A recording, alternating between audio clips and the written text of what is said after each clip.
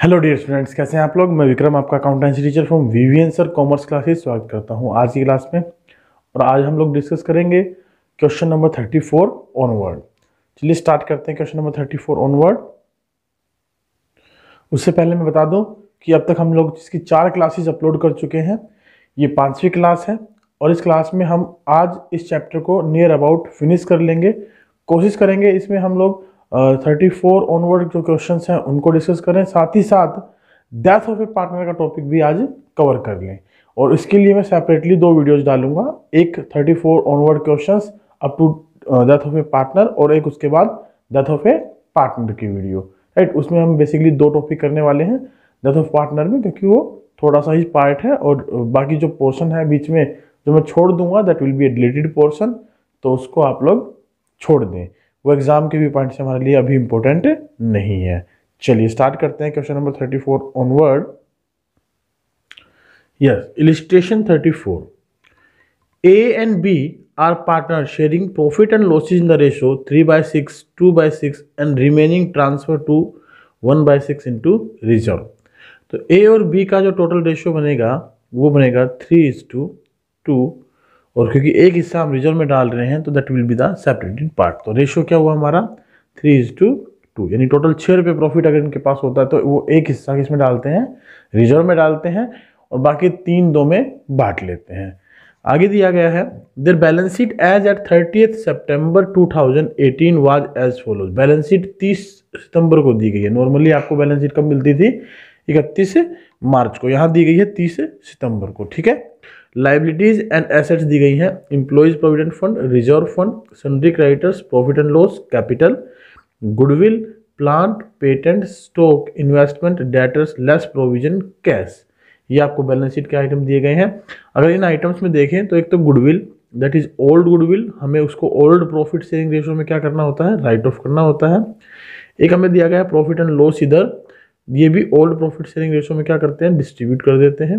एक यहाँ reserve fund दिया है, that is old profit sharing ratio में डिस्ट्रीब्यूट हो जाएगा। These are the part of accumulated profit. Employees provident fund liability है तो इसको बांटा नहीं जाएगा। क्रेडिटर्स भी लाइबिलिटीज है, इसको भी नहीं बांटा जाएगा। इनमें हम रीवैल्यूएशन पॉइंट चेक करेंगे अगर कोई रीवैल्यूएशन की कोई बात होगी तो। कैपिटल में गिवन है, इधर से plant, patent, stock, investment, debtor और कैश, ये सब हमारी एसेट्स के पार्ट है। अगर कोई रिवैल्यूएशन हुआ तो उसको चेक करेंगे, अदरवाइज हम एज इट इज नई बैलेंस शीट में इनको यूज करने वाले हैं। बी रिटायर्स ऑन 1 अक्टूबर 2018, सितंबर में बनी है तो ठीक एक दिन बाद यानी अगले दिन रिटायरमेंट ले रहा है बी। तो 1 अक्टूबर 2018 को रिटायर हो गया। टर्म्स इस प्रकार से, गुडविल इज वैल्यूड एट 50,000। अब देखिए उसकी रिटायरमेंट पर गुडविल की वैल्यूएशन कितनी रखी गई है, 50,000 रुपये रखी गई है। तो इट इज़ न्यू गुडविल है ना, न्यू फर्म्स गुडविल, और न्यू फर्म की गुडविल है तो इसमें जो रिटायरिंग पार्टनर है बी, जिसका कि शेयर कितना है 2/5, 50,000 इंटू 2/5 दैट इज 20,000, इसकी हम एंट्री कर देंगे। और क्योंकि यहाँ बी रिटायर हो रहा है तो डेफिनेटली ए के पास वो गुडविल जाएगी, A is a gaining partner. अगर ए गेनिंग पार्टनर हो जाएगा तो सीधी सीधी एंट्री हो जाएगी, A is capital account debit to B is capital account with 20,000। Value of patent is to be increased by 3,000 but plant was found overvalued by 15,000। और patents जो है वो 3,000 से इंक्रीज हो गए। ठीक है, इंक्रीज हो गए तो रिवैल्यूएशन का पार्ट हो गया, रिवैल्यूएशन का पार्ट हो गया तो इंक्रीज होने से पेटेंट क्या है हमारी, पेटेंट हमारी एसेट्स है, एसेट्स बढ़ गई तो हमें प्रॉफिट होगा। तो हम रिवैल्यूएशन अकाउंट में क्या लिख देंगे इसको, बाय पेटेंट 3,000 रुपये। लेकिन plant was found over valued bye 15,000, plant जो है ना 15,000 से ओवर वैल्यूड पाया गया, तो इसको क्या कर देंगे हम, रिड्यूस कर देंगे। रिड्यूस करेंगे तो क्या करेंगे, उसको देंगे रिवैल्यूएशन अकाउंट में टू प्लांट अकाउंट के नाम से। क्लियर है, चलिए आगे चलते हैं। आगे क्वेश्चन में हमारे पास है provision for doubtful dates should be 5%। Provision for doubtful dates कितने होने चाहिए, 5% होने चाहिए on debtors. And provision for discount should also be made on debtor and creditor at the 3%। तो यहाँ पर 2 प्रकार के जो है ना एडजस्टमेंट दिए गए हैं। एक तो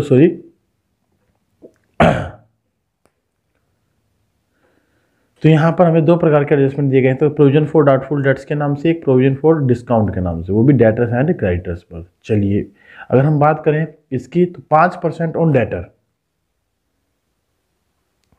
5% ऑन डेटर्स अगर हम मेंटेन करते हैं तो ये बनता है 5 दूनी 10, 1,000 रुपये, जबकि हमारे पास ऑलरेडी प्रोविजन रखा है 400 रुपये। तो इसका मतलब 600 रुपये का प्रोविजन हमें और मेंटेन करना है। तो रिवैल्यूएशन अकाउंट से 600 रुपये हम चार्ज कर लेंगे to provision for doubtful debts. ठीक है, इसके अलावा इसने कहा था कि डिस्काउंट ऑन डेटर्स भी बनाइए और क्रेडिटर्स भी बनाइए 3%। तो मेरे पास 20,000 के डेटर हैं, 1,000 का प्रोविजन हम मेंटेन कर चुके हैं, तो बचे कितने 19,000। अब 19,000 पर 3% यानी कि 570 रुपये का प्रोविजन हमारा और बन जाएगा। ये भी रिवॉल्यूशन अकाउंट से ले लेंगे, डेबिट में ले देंगे to provision for discount on debtor. As well as 3% on creditors का है 10,000 पर, तो 10,000 पर 3% 300 रुपये बनेगा। तो हम यहाँ देख रहे हैं क्रेडिटर्स कम होंगे हमारे 300 रुपये से, तो ये रिवॉल्यूशन अकाउंट के क्रेडिट में आ जाएगा by provision for discount on credit 300 रुपये। ठीक है, चलिए नेक्स्ट एडजस्टमेंट पढ़ते हैं। Out of insurance which was entirely debited to profit and loss account ₹870 be carried forward as unexpired insurance. 870 रुपये जो हमारे पास कुछ इंश्योरेंस प्रीमियम की पेमेंट हुई थी, जो सारा का सारा हमने कहाँ लिख दिया, प्रॉफिट एंड लॉस के डेबिट में लिख दिया। लेकिन उसमें से 870 रुपये अनएक्सपायर्ड यानी कि प्रीपेड का पार्ट है। तो अगर प्रीपेड इंश्योरेंस मेरे पास था तो that will B an asset, और वो अगले साल के लिए पेड किया गया तो इस साल का खर्चा नहीं था, तो इसे हमें माइनस करना चाहिए था। तो इससे मेरी एसेट्स क्रिएट हो रही है फिलहाल, है ना, एसेट्स इंक्रीज हो रही है। तो हम रिवॉल्यूशन अकाउंट के क्रेडिट में लिख देंगे बाय प्रीपेड इंश्योरेंस 870 रुपये। चलिए फिफ्थ पॉइंट है, इन्वेस्टमेंट वर रिवैल्यूड एट ₹16,000। अब देखिए इन्वेस्टमेंट की वैल्यू कितनी दी गई है आपको, इन्वेस्टमेंट की वैल्यू दी गई है आपको 30,000 रुपीज़ और रिवैल्यूड एट ₹16,000, यानी 14,000 रुपये से इन्वेस्टमेंट की वैल्यू में क्या प्रभाव पड़ा है, सॉरी इन्वेस्टमेंट की वैल्यू कितनी दी गई है 20,000 रुपये दी गई है और ये 16,000, तो 4,000 रुपये से इन्वेस्टमेंट की वैल्यू में क्या प्रभाव पड़ा है, डिक्रीज हुआ है। ठीक है, डिक्रीज हुआ तो हम रिवॉल्यूशन अकाउंट के थ्रू ले लेंगे टू इन्वेस्टमेंट अकाउंट 4,000 रुपये। Half of these investment were taken over by B, और इसमें से आधे किसने ले लिए, बी ने ले लिए। ठीक है, तो 8,000 रुपये के इन्वेस्टमेंट बी ले लेगा, तो उसका ट्रीटमेंट हम बी की कैपिटल अकाउंट में करेंगे, यहाँ कोई ट्रीटमेंट नहीं करेंगे रिवॉल्यूशन अकाउंट के अंदर। There is a claim for workman compensation extent of 5,000। अब देखिए क्लेम के लिए किसी प्रकार का कोई भी स्पेसिफिक रिजर्व हमारे पास यहाँ नहीं था। अगर वर्कमैन कंपनसेशन होता तो ठीक है, नहीं है तो क्या करेंगे, that will B charge from revaluation account. तो इस क्लेम को हम कहाँ से ले लेंगे, रिवैल्यूएशन अकाउंट से ले लेंगे, और रिवैल्यूएशन अकाउंट से ले लेंगे तो हम लिख देंगे to workman compensation liabilities 5,000। B was paid off in full, B को हमने फुल पेमेंट कर दी। ठीक है, A borrowed on necessary money from bank on the security of plant and stock to pay off B. अब B को अगर full payment कर रहे हैं, हमारे पास अवेलेबल कैश कितना है 5,000। ठीक है, ये तो हम दे देंगे नगद, और बाकी जो बच गया उसके लिए क्या करेंगे, उधार पैसा ले लेंगे। उधार ले लेंगे किससे, बैंक से ले लेंगे। तो इसका मतलब बैंक से यदि आप उधार पैसा लेंगे तो that will be considered as a bank loan secured on plant and stock. देखिए प्लांट एंड स्टॉक पर कोई प्रभाव नहीं पड़ेगा हमारे पास जो एसेट्स में है, लेकिन बेसिकली जब लिखेंगे बैलेंस शीट के अंदर तो बैंक लोन को लिखेंगे और ब्रैकेट में लिख देंगे secured on plant and stock. हमें बनाना क्या है, revaluation account, capital account and balance sheet of A. तो आइए इसके सॉल्यूशन की तरफ चलते हैं। जो बातें हमने डिस्कस की एक बार उनको भी चेक कर लेते हैं, क्या वो सारी बातें हमने ठीक डिस्कस कर ली। मेरे पास यहाँ पर दिया गया है रिवैल्यूएशन अकाउंट।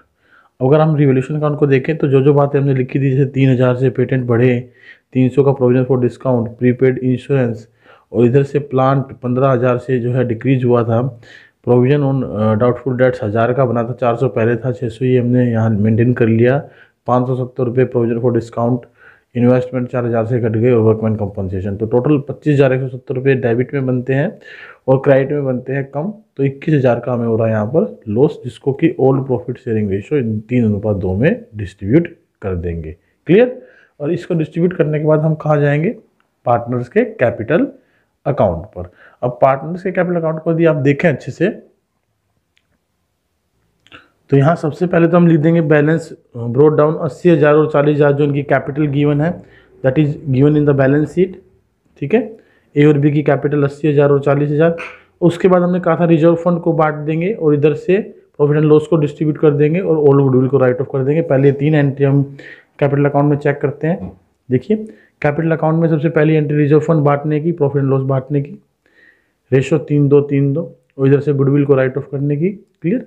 और फिर हमने बात की थी गुडविल के ट्रीटमेंट की, 20,000 रुपये ए के द्वारा बी को दिए जाने की और बी से ए के खाते से हम डेबिट कर देंगे।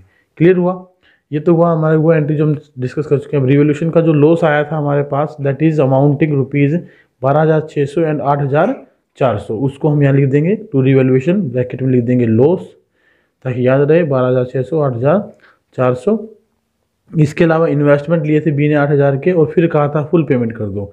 अब फुल पेमेंट के लिए हमारे पास अवेलेबल कैश जो था बैलेंस शीट में that is rupees 5,000।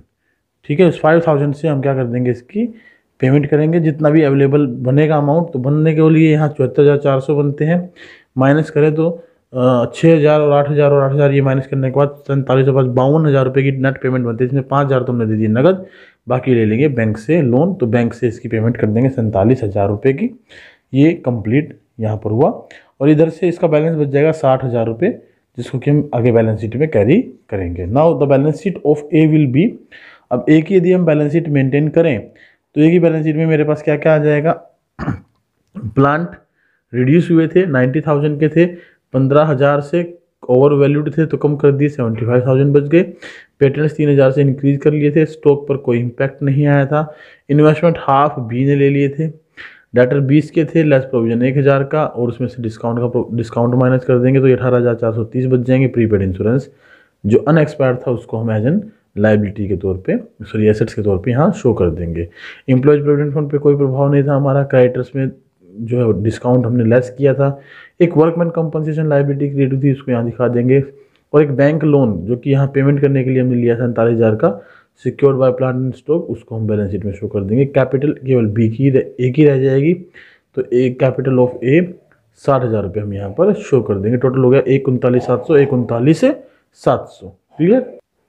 And at last, wherever it is required, you must give working notes. Like here, B's goodwill is to be calculated. B की goodwill की calculation की गई है। ठीक है, आगे चलें अगर हम लोग तो हमारे पास वर्किंग नोट में है एक पार्ट कि भाई जो 5,000 रुपये थे जिसके बारे में मैं कह चुका हूँ कि हमने यूज कर लिए, और कोई भी separate entry plant and stock के बारे में हम पास नहीं करेंगे। ये सब चीज़ें हम लोग वर्किंग नोट में मेंशन कर देंगे ताकि किसी प्रकार का कोई भी मार्क्स कटने की संभावना ना रहे। आइए चलते हैं इलस्ट्रेशन 35 पर।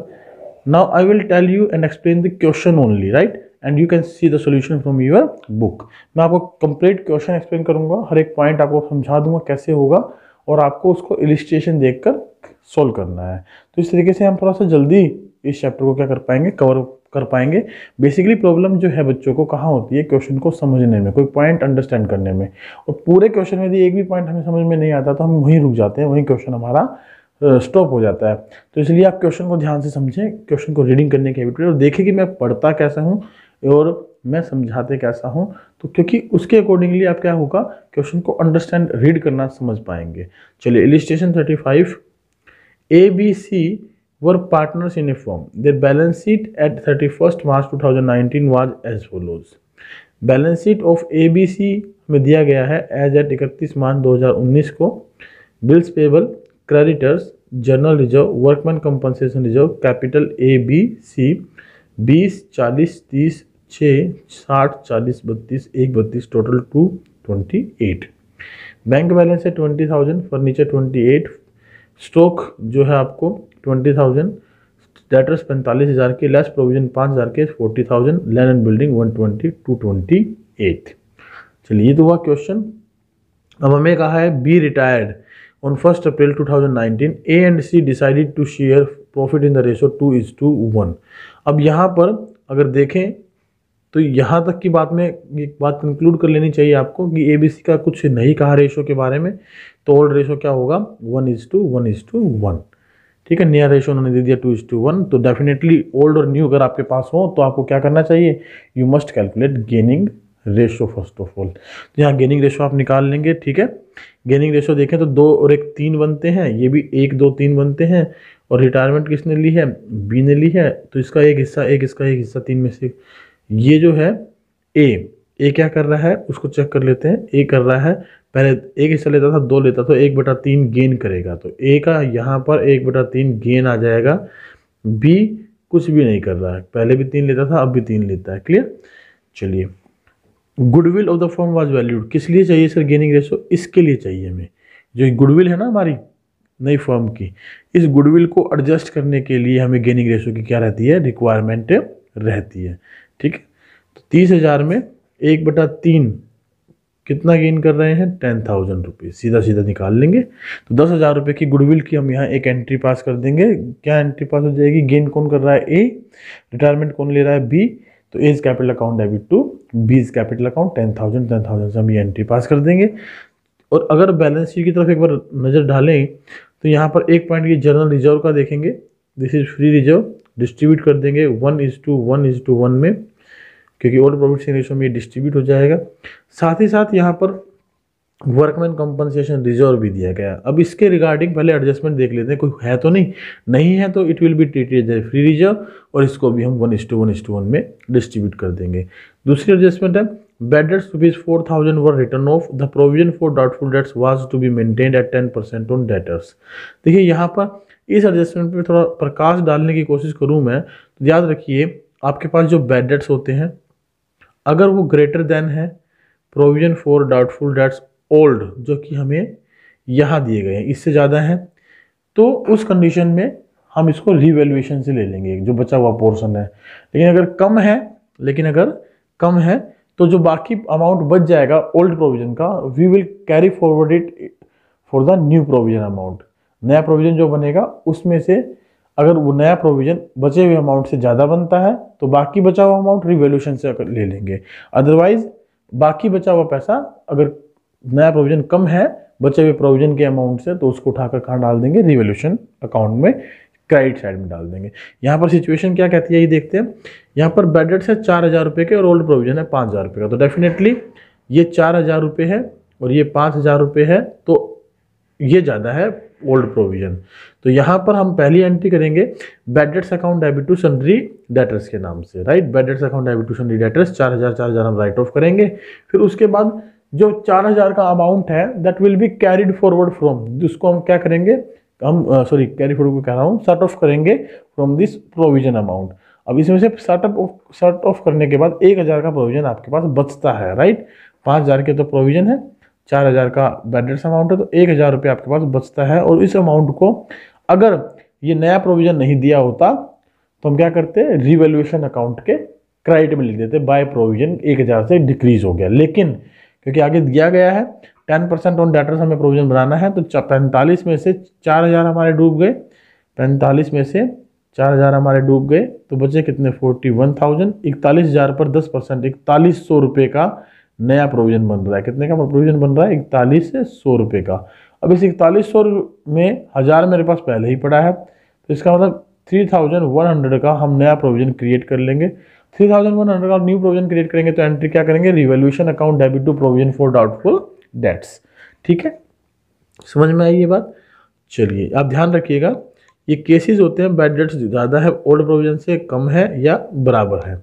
ये केस कौन सा था, ज़्यादा है, कम है और प्रोविजन ज़्यादा है, तो उसमें हमने ये एडजस्ट कर दिया। 1,000 का प्रोविजन बचा, नया प्रोविजन बनता है हमारा 41,100 का, 41,100 का 1,000 इसमें से एडजस्ट कर देंगे, 31,100 का नया प्रोविजन और मेंटेन कर लेंगे। यानी कि बैलेंस शीट में अगर हम दिखाएंगे तो कैसे दिखाएंगे, 45,000 माइनस में 4,000, 41,000 माइनस में 4,100 अमाउंट हमारे पास जो बचेगी रिमेनिंग वो हम बैलेंस शीट में शो कर देंगे। क्लियर। चलिए नेक्स्ट पॉइंट है, land and building was to be increase to ₹132, यहाँ तक बढ़ानी है। लैंड एंड बिल्डिंग पहले कितनी दी गई है, 120 की दी गई है और इसको 132 तक ले जाना है। इसका मतलब 12,000 से लैंड एंड बिल्डिंग इंक्रीज हो रही है, तो रिवैल्यूएशन अकाउंट के क्रेडिट में लिख देंगे by in land and building, और एंट्री अगर करनी लगी तो land and building account debit to revaluation account. Furniture was sold for 20,000 and payment was received by cheque. हमने फर्नीचर को बेच दिया 20,000 रुपये में, ठीक है बेच देंगे कोई बात नहीं, और पेमेंट किससे ली है, चेक से ली है। कोई बात नहीं। अब देखते ही है कि फर्नीचर है कितने का। फर्नीचर था 28,000 का। अब फर्नीचर यदि 28,000 का तो बेचने पर पैसा आएगा, ये लीजिए बैंक अकाउंट डेबिट करना है इसमें कितना 20,000 टू फर्नीचर 28,000। ठीक है। अब 8,000 का जो डिफरेंस है वो हम किससे उठा लेंगे, रिवैल्यूएशन अकाउंट से। इसका मतलब 8,000 से फर्नीचर कम करके हमने बेचा है। समझ रहे हो, bank account debit, revaluation account debit to furniture account. Liabilities towards workman compensation was estimated 1,500, ये आ गई ना। और वर्कमैन कंपनसेशन 6,000 रुपये का है, रिजर्व 6,000 का है तो आप क्या करेंगे, workman compensation reserve account debit to workman compensation liability या क्लेम। बाकी जो 4,500 बच जाएगा that will be distributed in old ratio. 4500 बचा, 1500 1500 1500 पार्टनर के कैपिटल में ट्रांसफर हो जाएगा। लास्ट पॉइंट क्या है इस क्वेश्चन का, that is B was to be paid off 20,000 through a cheque and the balance was transfer to loan account. तो सिंपल है, जब हम कैपिटल अकाउंट मेंटेन करेंगे तो बी के अकाउंट में जितना भी पैसा उसका बनेगा हमें पेड करना, उसमें से 20,000 हम दे देंगे नगद, बाकी बचा हुआ लोन में डाल देंगे। ठीक है, और यहीं तक का हमारे पास कंसेप्ट भी है। लोन तक हम ट्रांसफर करेंगे, लोन अकाउंट मेंटेन नहीं करेंगे, यानी बी के लोन अकाउंट की पेमेंट का कोई कंसेप्ट हम यहाँ डिस्कस आज नहीं करेंगे क्योंकि इतना ही हमारे सिलेबस का पार्ट है। तो होप सो इसकी जर्नल एंट्रीज हमसे पूछी गई हैं तो जर्नल एंट्री आप कर लेंगे, बाकी हमसे कुछ पूछा नहीं गया है।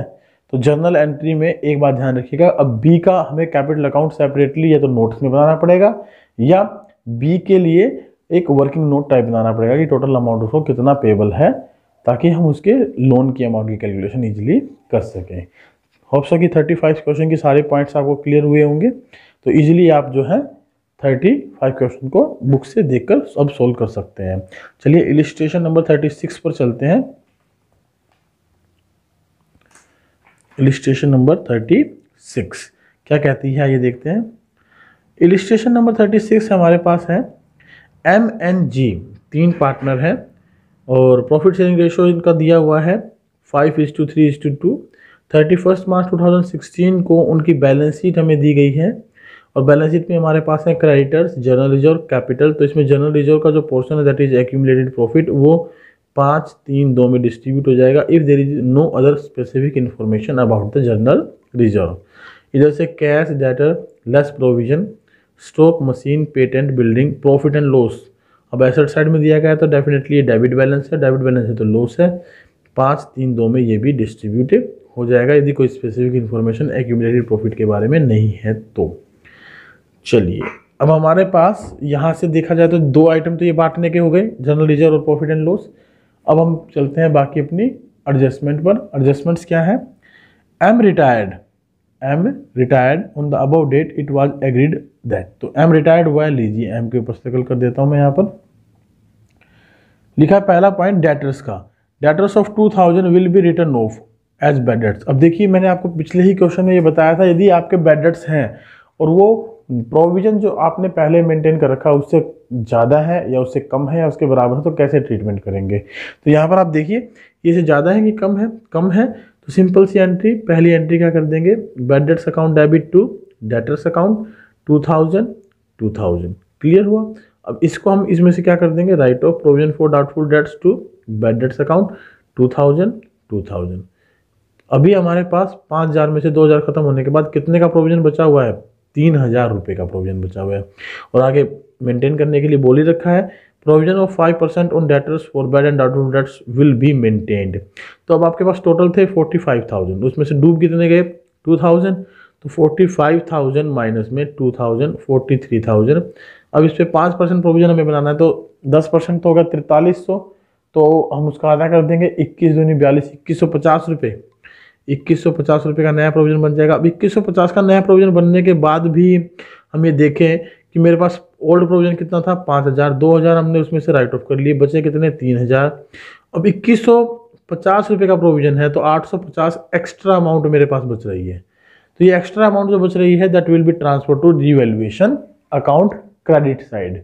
तो हम क्योंकि इतने से मेरा प्रोविजन अब कम हो गया तो हम लिख देंगे रिवैल्यूएशन अकाउंट में bye provision for doubtful dates. Hope so कि आप इसको समझ पाए कैसे करेंगे। देखिए यहाँ पर बैड डेट्स की कोई एंट्री रिवैल्यूएशन में नहीं आएगी क्योंकि हमने कंपनसेट कर दिए हैं। यहाँ पर केवल और केवल 850 रुपये प्रोविजन रिड्यूस्ड हुआ है तो इसकी एक एंट्री रिवैल्यूएशन अकाउंट में शो करेंगे, वो भी बाय प्रोविजन के नाम से। होप सो कि एडजस्टमेंट आप अच्छे से समझ पाए, नहीं पाए तो एक बार दोबारा इसको वीडियो को सुन लीजिएगा, देखिएगा कि कैसे मैं आपको ये बताना चाहता हूँ। लेकिन एंट्रीज पर फोकस जरूर करिएगा जो मैं बताना चाह रहा हूँ आपको। और इसकी एंट्री हमारी हो जाएगी क्या, provision for doubtful debts to revaluation account 850, ये चाहे आप करना चाहे कंबाइंड तो कंबाइंड कर सकते हैं, अदरवाइज कंबाइंड करने की ज़रूरत नहीं है। ठीक है, चलिए चलिए आगे चलते हैं पॉइंट नंबर 2 पर। पॉइंट नंबर 2 है patents will be completely return of and stock machinery building will B depreciated. तो होप्सो की ये बड़ी इजी ट्रांजैक्शंस आप इजीली कर लेंगे रिवैल्यूएशन अकाउंट में। पेटेंट्स घट गए हैं तो 2 पेटेंट्स जीरो कर देंगे, नील वैल्यू जो जितने से घटे हैं उतना रिवैल्यूएशन अकाउंट में चला जाएगा डेबिट साइड में। और स्टॉक मशीनरी और बिल्डिंग ये भी डेप्रिसिएट हुए हैं, कोई बात नहीं, इनको भी डेप्रिसिएट कर देंगे हम लोग। क्लियर है, ये भी डेप्रिसिएट कर दें आप। एंड अनरिकॉर्डेड क्रेडिटर है तो लाइबिलिटीज इंक्रीज होगी और अभी इनको रिकॉर्ड करना पड़ेगा, तो डेफिनेटली ये बैलेंस शीट में भी रिकॉर्ड होंगे, तो बैलेंस शीट के लाइबिलिटी साइड में हम इसको इंक्रीज कर देंगे और रिवैल्यूएशन अकाउंट के डेबिट साइड में लिख देंगे। N and G will share future profit दे दिया, कोई बात नहीं, ओल्ड रेशो था नया रेशो है, और उसके अकॉर्डिंगली गेनिंग सेक्रीफाइस निकाल लें। गेनिंग सेक्रीफाइस जो भी आएगा उसमें गुडविल का ट्रीटमेंट रहेगा। ठीक है, goodwill of firm of M retirement was valued 33 lakh, अब 3 लाख की गुडविल है। गेनिंग सेक्रीफाइस आप सबसे पहले निकालेंगे, उसके बाद आप क्या करेंगे, गुडविल का ट्रीटमेंट करेंगे। क्लियर, ठीक है। पास necessary general entry of the about transactions in the books of AIIMS retirement, तो एम के रिटायरमेंट पर आपको नेसेसरी जनरल एंट्री पास करनी है। होप सो कि आप कर लेंगे। यहाँ पर जो एम रिटायरमेंट ले रहा है अब उसके बारे में कुछ लिखा नहीं है, देखिए क्लियरली, अगर कुछ नहीं लिखा तो आप एक बात ध्यान रखेंगे कि जितना भी पैसा एम को ड्यू होगा that will all to be transferred into M's loan account. Clear, उसको हम एम के लोन अकाउंट में ट्रांसफर कर देंगे। चलिए इलिस्ट्रेशन 37 पर चलते हैं। इलिस्ट्रेशन 37 क्या कहता है ये देखते हैं। Following is the balance sheet of A B C, ये हमें ए बी सी की बैलेंस शीट दी गई है जिनका रेशियो है 2:2:1। क्लियर, लाइबिलिटीज हैं, एसेट्स हैं, sundry creditors, general reserve, partners loan account, capital account, cash at bank, debtor, less provision, stock, land and building, advertisement, profit and loss. तो advertisement and profit and loss these are the losses 2:2:1 में distribute हो जाएंगे। Sir distribute कैसे करते हैं बता दीजिए थोड़ा सा इसके बारे में। चलिए बेटा देखिए सिंपल सी बात है, लॉस है, लॉस से पार्टनर की कैपिटल घटेगी तो डेफिनेटली जो पार्टनर है ए बी सी डेबिट होंगे टू एडवर्टाइजमेंट सस्पेंस, तो A B C debit to profit and loss, हम इनको बांट देंगे। और इधर से अगर देखें तो जर्नल रिजर्व डिस्ट्रीब्यूटेबल है, ओके, तो उसको डिस्ट्रीब्यूट कर देंगे। एक बात ध्यान रखिएगा कि भाई जब बांटेंगे तो ये प्रॉफिट है तो इससे पार्टनर की कैपिटल बढ़ेगी तो क्या करेंगे, general reserve account debit to A B C. Clear हुआ। अब पार्टनर्स ने लोन भी दे रखे हैं भाई बी और सी ने, ठीक है, कोई बात नहीं। रिटायरमेंट कौन ले रहा है, बी ले रहा है, ओके। तो यहाँ पर एक बात और ध्यान रखेंगे इस लोन से, अब बी ने जो लोन दे रखा है तो डेफिनेटली वो अमाउंट भी हमें बी को पेड करना ही पड़ेगा, या फिर अगर कुछ नहीं कहा है तो बी की कैपिटल का जितना पैसा उसके लोन अकाउंट में ट्रांसफर कर दें, है ना, लोन अकाउंट में क्या कर दें, ट्रांसफर कर दें, तो लोन उसका इंक्रीज हो जाएगा। क्वेश्चन पढ़ेंगे आगे पता लगेगा कि बी के बारे में कहा क्या गया है। बी ने केवल यहाँ लिखी है रिटायरमेंट ली है। चलिए रिटायरमेंट लिया तो आगे चलते हैं। Stock is over valued bye 20,000, over valued है स्टॉक 20,000 रुपये से। अगर ये ओवर वैल्यूड है तो आप क्या करेंगे, इसको रिड्यूस कर देंगे, रिवैल्यूएशन अकाउंट के डेबिट में लिख देंगे to stock. Land and building undervalued है, क्या करेंगे, इंक्रीज कर देंगे, रिवैल्यूएशन अकाउंट में क्या लिख देंगे, by land and building ₹1 lakh, by है ना अमाउंट, तो इतने से ही हम इसकी एंट्री कर देंगे। आइए चलते हैं नेक्स्ट एडजस्टमेंट्स हमें क्या दी गई है उनको देख लेते हैं एक बार। नेक्स्ट एडजस्टमेंट की तरफ अगर हम चलें तो नेक्स्ट एडजस्टमेंट में हमारे पास एडजस्टमेंट नंबर 2 जो है that is provision for doubtful debts is to be increase to ₹30,000, 30,000 से बढ़ाना है प्रोविजन फॉर डाउटफुल डेट्स, 30,000 तक बढ़ाना है, ठीक है, 30,000 तक बढ़ाना है। पहले प्रोविजन कितना दिया हुआ था, एक बार नजर लगा लेते हैं। पहले प्रोविजन आपको दिया गया था 25,000 रुपीज़ का, अब 25,000 रुपीज़ का दिया गया था और हमें बढ़ाना कितना है, 30,000 रुपये तक। तो देखिए इसका रिवोल्यूशन अकाउंट में हम क्या कर देंगे, डेबिट में ले देंगे टू प्रोविजन 5,000 से, क्योंकि 30 तक बढ़ाना है, 25 पहले था, 5 का इंक्रीज हो गया। क्लियर, ये एंट्री भी आपको समझ में आ गई, देख पा रहे हैं यहाँ पर। Old credit balance of sundry creditors है 40,000 भी रिटर्न ऑफ, अब नहीं देना हमने तो इससे हमारे क्रेडिटर्स कम हो जाएंगे, हम क्रेडिट साइड में लिख देंगे रिवैल्यूएशन अकाउंट के, प्रॉफिट हो गया हमें। चलिए नेक्स्ट पॉइंट क्या है, एक computer purchase on 1 October 2017 for 50,000 debited to office expenses. लो भाई लो, गलत कर दिया हमने, खर्चा तो किया था कंप्यूटर को खरीदने पर और लिख दिया ऑफिस एक्सपेंस में, गलत है ये तो बिल्कुल। Amount is to be brought into account charging depreciation at 20% per annum, और उसके ऊपर 20% का क्या लगाना था, डेप्रिसिएशन भी लगाना था। तो एक तो बात ये हुई कि ऑफिस इक्विपमेंट में जो खर्चा लिखा है उसको कैंसिल करें, कैंसिल करेंगे तो सीधी सी बात है वो कहाँ आ जाएगा, एसेट्स में आ जाएगा। हम एंट्री कर देंगे ऑफिस इक्विपमेंट टू रिवैल्यूएशन के नाम से एंट्री, हमारे ऑफिस इक्विपमेंट कंप्यूटर इंक्रीज हो जाएगा 45,000 रुपीज़ से। क्यों 45,000 से क्यों इंक्रीज किया, देखो भाई 50,000 का तो था ही आपके पास, आप ऐसा भी कर सकते थे 50,000 का था और खरीदा कब है 1/10/2017 को, खाते कब बना रहे 31 मार्च 2018 को। तो यहाँ पर 6 महीने का इसके ऊपर डेप्रिसिएशन लग गया। रेट कितना है 20%, तो 20% के लिए से 10,000 बनता है, 6 महीने का 5,000 का डेप्रिसिएशन, तो बचा कितना 45,000। तो 45,000 से हमने इसको रिकॉर्ड कर लिया, या फिर इधर बढ़ा लीजिए 50,000 से और इधर लेस कर दीजिए डेप्रिसिएशन 5,000, तो अभी वही बात बनेगी। लेकिन बैलेंस शीट में कितना जाएगा 50 - 5 45 से 1,000 रुपये। क्लियर है। चलिए goodwill of the firm valued दी गई है 150 और amount due to be adjusted in the capital account of A and C.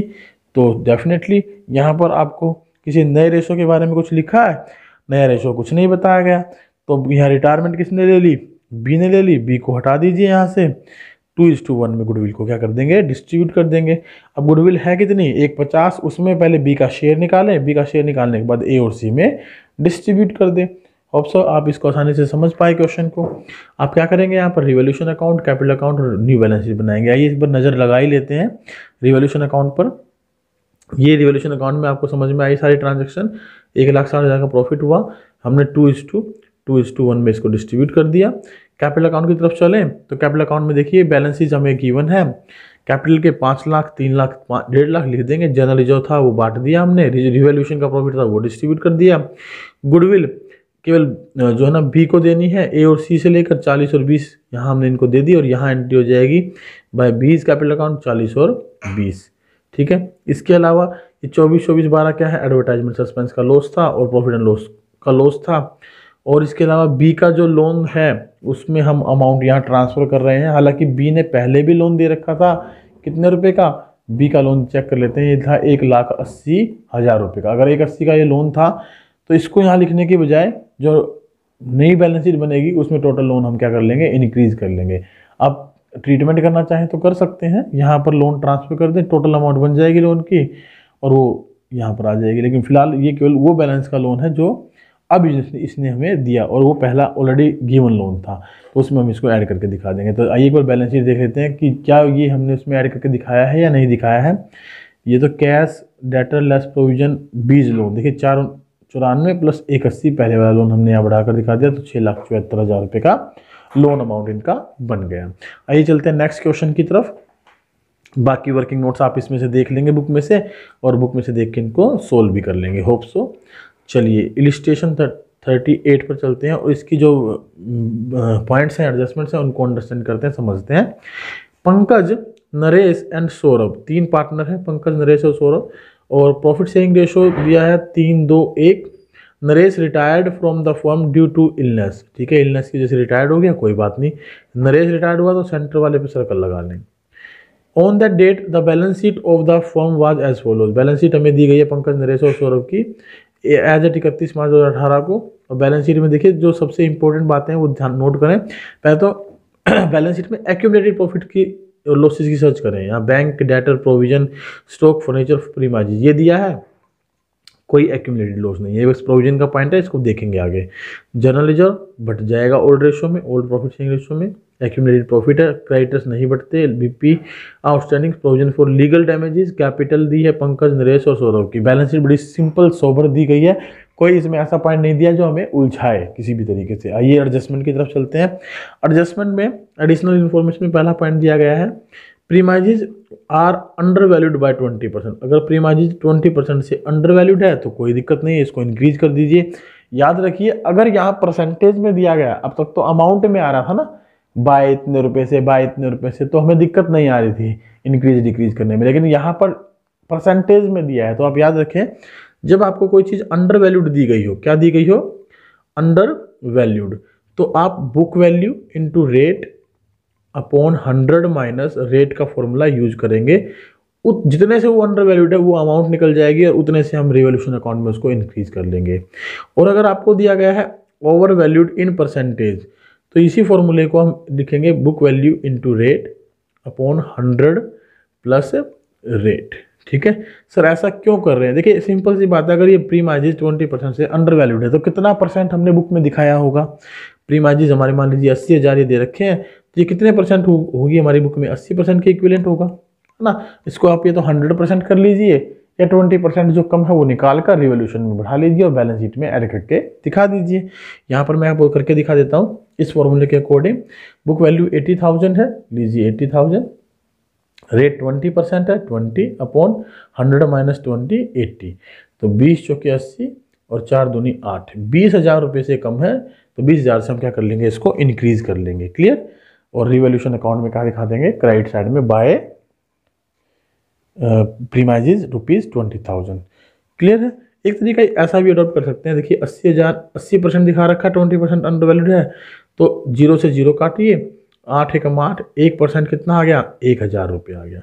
तो इसको 100 से गुना कराएं, इसको भी 100 से गुना कराएं, तो ये 1 लाख की वैल्यू आ जाएगी 100% के बराबर। अब 80% 80 था, 100% 1 लाख है, तो डिफरेंस कितने का, 20,000 का, तो 20,000 से इंक्रीज कर लीजिए। ये भी एक मेथड हो सकता है इसके लिए। आगे चलते हैं, stock is over valued bye 10%, stock over valued है। अब देखिए ओवर वैल्यूड का फॉर्मूला हमने बता दिया।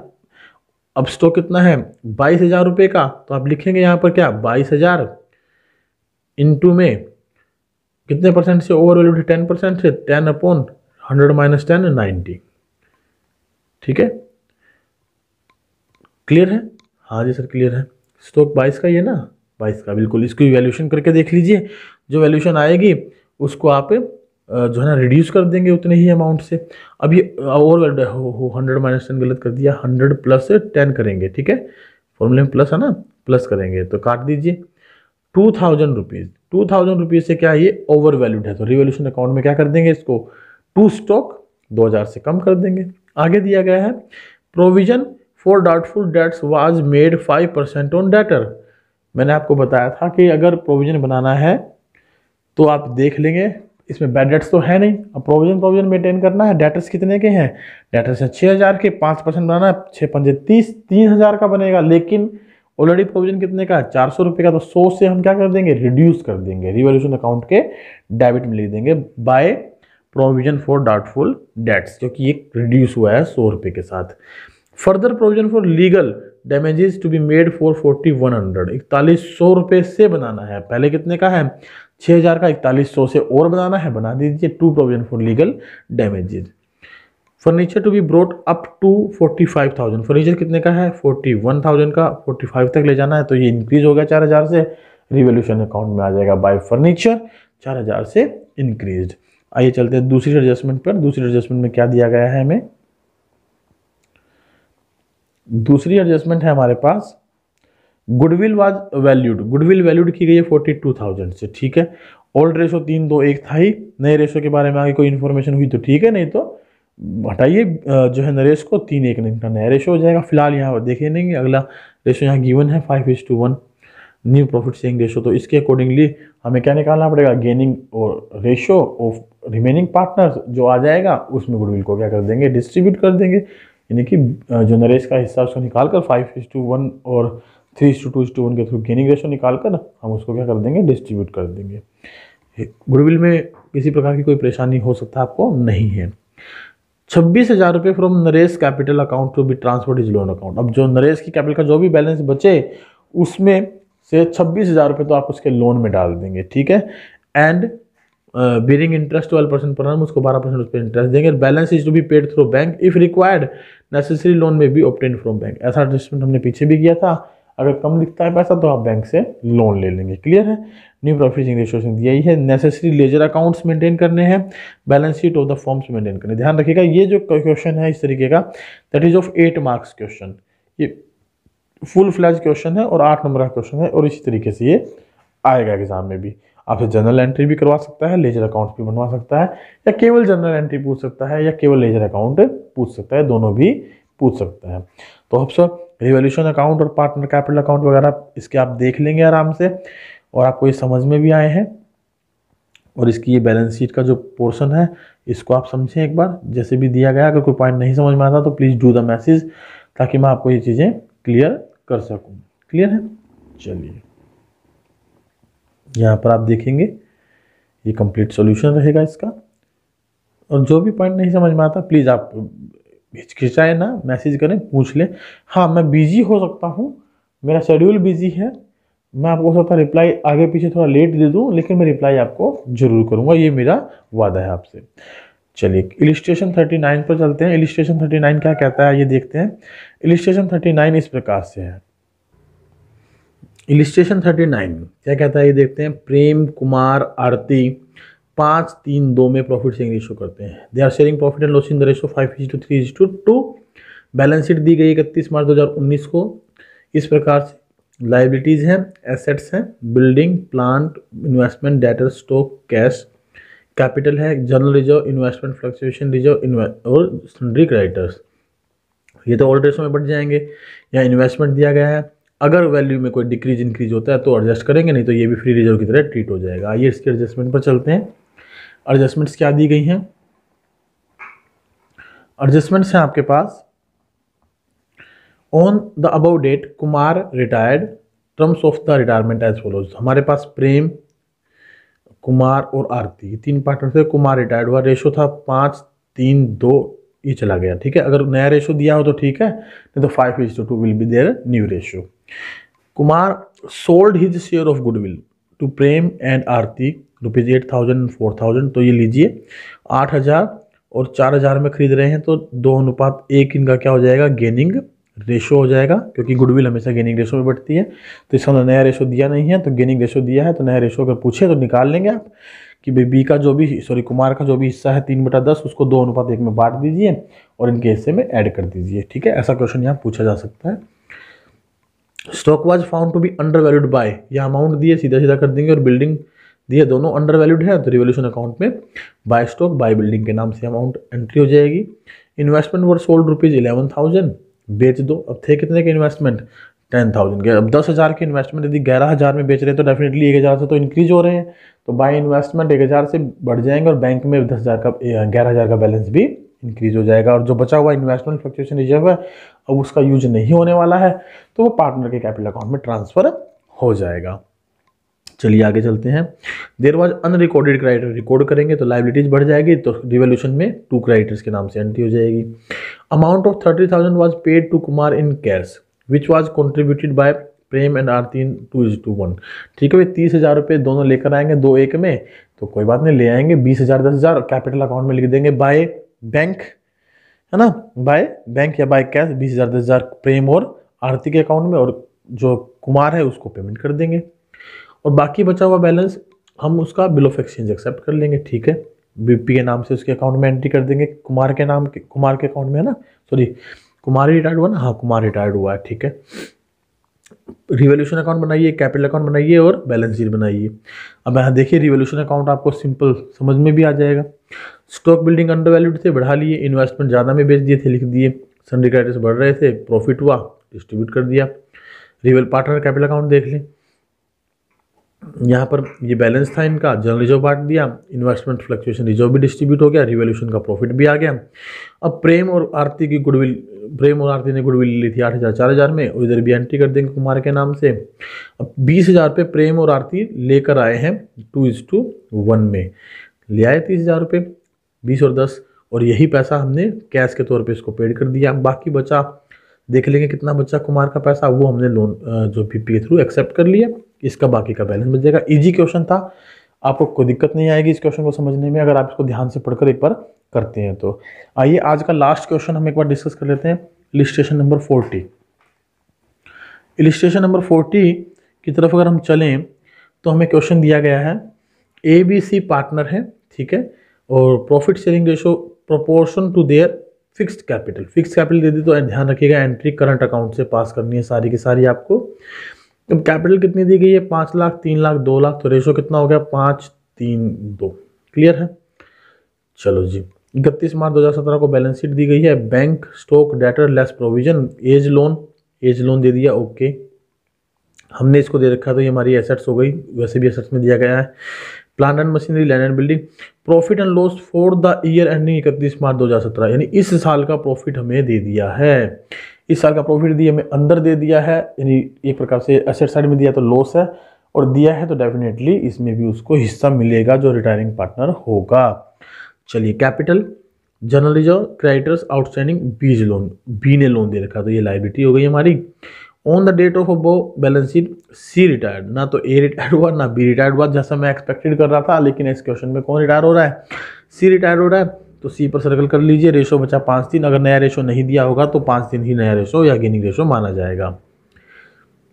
Goodwill of the firm be valued at 2 years purchase of the average profit of last 3 years, profit of the year ended 31 मार्च 15-16 दिया गया 4 लाख और 3 लाख, और एवरेज प्रॉफिट लेना 3 years का, तो एक साल का प्रॉफिट यहाँ से उठा लेंगे। 2,41,000 ये की लॉस है, तो गुडविल की जो वैल्यूएशन करने बैठोगे तो लो गुडविल की वैल्यूएशन मैं आपको करके दिखा देता हूँ कैसे करेंगे।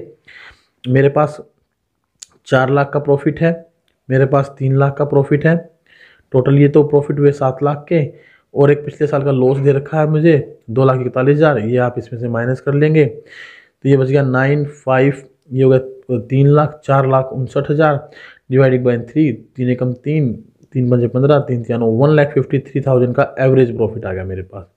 गुडविल कितना है, 2 years परचेज, मल्टीप्लाई कर दें 2 से, 20, 20, 20, 26, 2 5 10, 2 एकम 2, 2 1 2, सॉरी मेरी इंग्लिश थोड़ी वीक है, 3,06,000 रुपये गुडविल आ जाएगी। अब इस गुडविल में हिस्सा निकाल लें, जो रिटायर हो रहा है सी, उसका हिस्सा है 2/10, 0 से 0 कट जाएगी, तो 2 6 12, 2 3 6, 61,200 रुपये की गुडविल है, जो कि हम यहाँ डिस्ट्रीब्यूट कर देंगे। क्लियर। चलिए आगे चलते हैं। आगे दिया गया है provision for bad debts will be maintained eight 5%। अब 5% मेंटेन करना है तो 15,000 पर 5% 7,500 बनता है, 1,500 पहले 6,000 से इंक्रीज कर लेंगे प्रोविजन और लिख देंगे 6,000 रुपये का इंक्रीज वैल्यू। लेकिन अभी देखते हैं कि आगे कुछ कहा है कि नहीं कहा है। डेटर्स पे बनाना ना 5, सॉरी कैलकुलेशन तो मिस्टेक, हाँ कैलकुलेशन मिस्टेक कर दी। 1,500 पर 5% तो कितना बना, 7,500 रुपये बना ना, लीजिए 7,500, ठीक है 7,500 ही बनेगा कि ज़्यादा कम बन रहा है, 750 हो। कैलकुलेशन थोड़ा करके देख लेते हैं। 15,000 गुना 5/100, 750 रुपये बन रहा है, सॉरी 750 बन रहा है, 750 बन रहा है, तो 15,000 में से 750 रखना है, बाकी कम हो गया तो रिवैल्यूएशन के क्राइटेरिया में आ जाइए, बाय प्रोविजन 750 रुपये से। Land and building will be appreciated by 90%, 90,000 से इसको अप्रिशिएट कर दीजिए। Plant and machinery will be reduced to 180, ठीक है भाई कोई दिक्कत नहीं है, 180 से इसको घटा देंगे और इसको अप्रिशिएट कर देंगे। ए एग्री टू पे रीपे हिज लोन, एक एग्री कर रहा है कि वो अपने लोन को पेड कर देगा, कोई बात नहीं, पेड कर देगा तो अच्छी बात है। चलिए आगे चलते हैं। आगे दिया गया है क्वेश्चन हमारे को, the loan repaid by A was to be utilised to pay Z, ठीक है। The loan repaid by A, जो ए ने पैसा दिया उसका प्रयोग कहाँ करेंगे, सी की पेमेंट करने के लिए। Balance of amount payable to C was transfer to his loan account, और बाकी अगर कुछ पैसा बच गया, भाई ए ने तो दिया कितना, ए का लोन था हमारे पास 2,35,000 रुपये का, ए ने कितना लोन ले रखा था हमसे, 35,000 रुपये का, तो ये 35,500 रुपये हमें दे देगा। उतना पैसा तो हम क्या कर देंगे, सी को पेड कर देंगे, बाकी बचा हुआ उसका पैसा लोन में डाल देंगे सी का, ठीक है। 12% इंटरेस्ट पर। रिवोल्यूशन अकाउंट बनाइए, पार्टनर करंट अकाउंट बनाइए, पार्टनर कैपिटल अकाउंट बनाइए, और balance sheet of the reconstituted firm बनाइए। होप सो क्वेश्चन में कोई एंट्री ऐसी नहीं है जो आपको समझ में नहीं आई। और बाकी रिवोल्यूशन अकाउंट आप देख ही पा रहे हैं, प्रोविजन घट रहा था हमारा, लैंड एंड बिल्डिंग बढ़ गई थी, प्लांट एंड मशीनरी भी जो है डिक्रीज करने थे हमने। चलिए ये करंट अकाउंट में इनका प्रॉफिट हमने ट्रांसफर कर दिया। सॉल्यूशन मैं आपको दिखा देता हूँ, बाकी आपको कोई क्वेश्चन में डाउट हो तो प्लीज़ आप मेरे से ज़रूर पूछ लें। ये लीजिए थोड़ा सा क्वेश्चन को मैं ऐसे कर लेता हूँ। ये इनका पार्टनर्स का करंट अकाउंट है हमारे पास, ठीक है। यहाँ पर कैपिटल का बैलेंस तो कोई था नहीं हमारे पास इनका, तो जो भी आया ये तो गुडविल के नाम से एंट्री हुई होगी, वो हमने डाल दी इसके अकाउंट में, और रिवोल्यूशन का प्रॉफिट डाल दिया, जनरल रिजर्व बांट दिया, इधर से प्रॉफिट एंड लॉस हमने इनके अकाउंट में डिस्ट्रीब्यूट कर दिए क्योंकि लॉस था मेरे पास, और ये सीज कैपिटल की बैलेंस आ गया 42,150 रुपये। तो that will be transfer to partners capital account. 5 lakh, 3 lakh, 2 lakh current account यहाँ ट्रांसफर कर दिया, यहाँ बंद हो जाएगा हमारे पास। और यहाँ पर 35,500 जो वो पेड कर रहा था वो हमने यूज कर लिए, बाकी बचा लोन में डाल देंगे, उनका बैलेंस हमारे पास एज इट इज बच जाएगा। क्लियर है? ठीक है ना। चलिए, तो ये क्वेश्चन आपका हुआ 40th कंप्लीट। इसकी बैलेंस शीट आप यहाँ से देख पाएंगे। बैलेंस शीट को यहाँ से अच्छे से समझें, कोई पॉइंट ना समझ में आए तो आप पूछ सकते हैं।